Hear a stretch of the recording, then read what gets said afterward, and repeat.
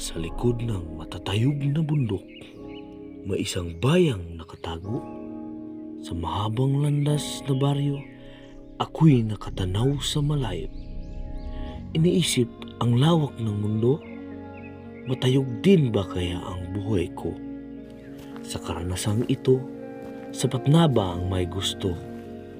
Sapat na bang pangarap kong kahirapan ang kaharap ko? Maging hamak na kwento na lamang ba aking makamit?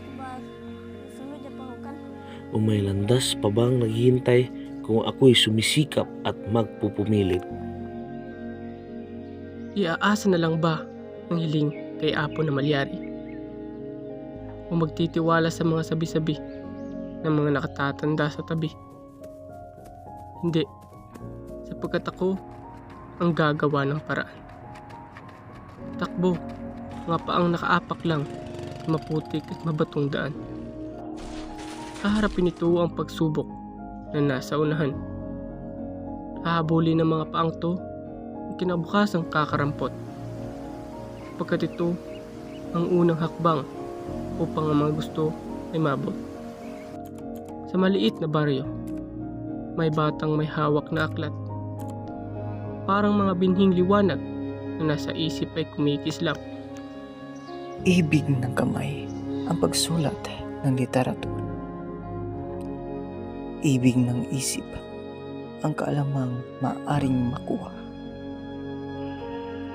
Ibig ng puso ang gawing kakaiba ang akala ng iba. Pero sa mukha ng kahirapan, ititigil na lang ba?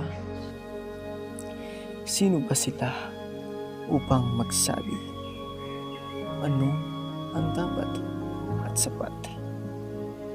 Huwag makontento sa kaisipang praktikalan, pagkus lahat ay binibigyan ng karapatan upang tahakin ang kalawakan.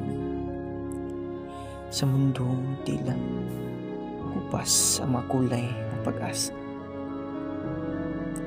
may bagharing itim na unti-unting lumilitaw sa dilim na tadhana. Hindi ito tanda ng kawalan, hindi ng lakas ng loob na harapin ang nasa dilim. Hakbang sa liwanag kahit ang landas ay mabagal.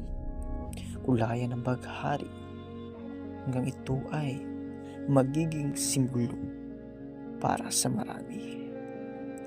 Sa mundong puno ng paniniwalang nakaukit sa mga bato at kaalamang nakabaon lang sa siradong libro, ayaw kong hanggang dito lang ang aking nalalaman. Gusto ko pang maglakbay upang hanapin ang katotohanan.